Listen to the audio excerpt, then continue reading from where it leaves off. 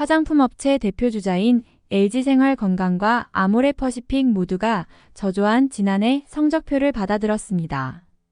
양사 모두 해외 매출의 약 30%를 차지하고 있는 중국 시장 부진에 타격을 입은 탓입니다. 실적 반등을 노리고 있는 LG생활건강과 아모레퍼시픽에겐 중국 시장 안정화와 채널 다변화가 올해 주요 과제입니다. 1일 LG생활건강은 지난해 연결 기준 매출액 6조 8,048억 원, 영업이익 4,870억 원을 기록했다고 발표했습니다. 이는 각각 전년 대비 5.3%, 31.5% 하락한 수치입니다. 특히 화장품 사업이 부진했습니다. LG생활건강의 화장품 사업은 매출액 2조 8,157억 원, 영업이익 1,456억 원으로 각각 전년 대비 12.3%, 52.6% 감소했습니다. LG생활건강에 따르면 해외 시장에서의 구조조정 비용으로 화장품 사업의 영업이익이 하락했습니다.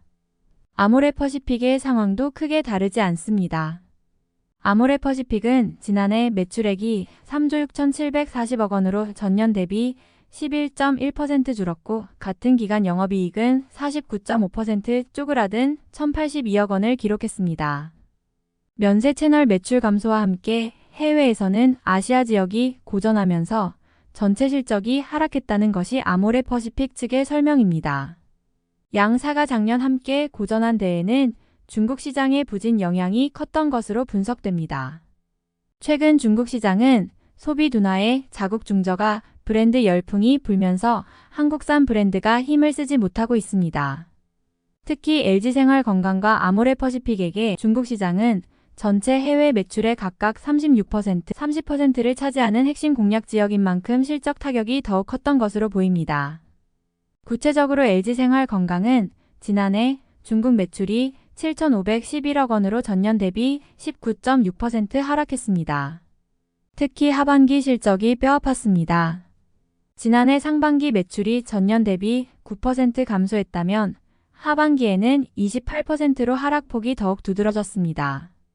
LG생활건강 측은 중국 수요 약세로 주요 채널 매출이 감소했다고 설명했습니다.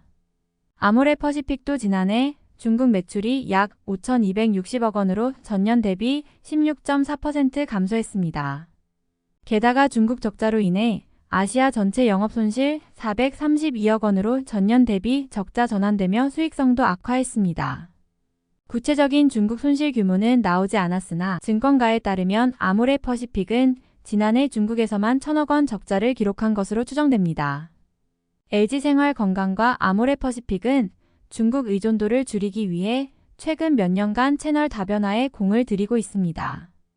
특히 두 회사는 공통적으로 북미 지역을 적극 공략하고 있습니다. 업계에 따르면 미국 화장품 시장은 약 50조 원 규모로 전 세계 화장품 시장의 약 18%를 차지하는 주력 시장으로 손꼽힙니다. LG생활건강은 지난 2019년 미국 화장품 브랜드 에이본을 시작으로 2020년 더마 화장품 브랜드 피지오겔의 아시아 및 북미 사업권, 2021년 미국 화장품 더크램샵 등을 인수하며 약 6천억 원의 자금을 투자했습니다. 아모레퍼시픽 역시 지난 2021년과 지난해 두 차례에 거쳐 브랜드 코스RX 지분 93.2%를 총 9,351억 원에 확보하는 등 북미 사업 확대에 박차를 가하고 있습니다. 양사 모두 북미 사업이 성장세라는 점은 고무적인 부분입니다.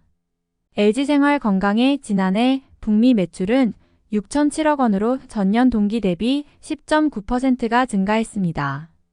아모레퍼시픽도 북미 매출이 2,867억 원으로 전년 대비 58%가 확대되는 성과를 냈습니다. 현재 LG생활건강과 아모레퍼시픽 내 북미 시장은 전체 해외 매출 중 29%, 20%를 차지하고 있습니다. 다만 아직까지 중국 시장에 대한 의존율이 높은 만큼 올해 중국 사업의 안정화가 실적 반등의 관건이 될 것이라는 의견이 나옵니다. 올해 중국 사업의 안정화가 실적 반등의 관건이 될 것이라는 의견이 나옵니다.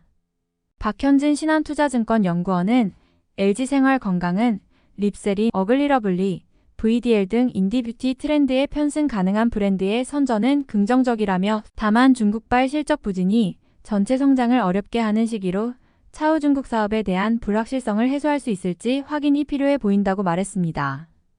박은정 하나증권 연구원은 아모레퍼시픽은 과거에는 중국 시장에서 발생하는 고정비가 실적에 부담을 줬다면 최근에는 소비 둔화, 변동비가 부정적 영향을 끼치고 있다며 작년에는 채널 재고 슬림화, 브랜드 인지도 제고 등 체질 개선에 주력했는데 올해는 가시적 매출 회복 효율적 비용 집행 등 중국 법인 실적을 안정화할 필요가 있다고 말했습니다.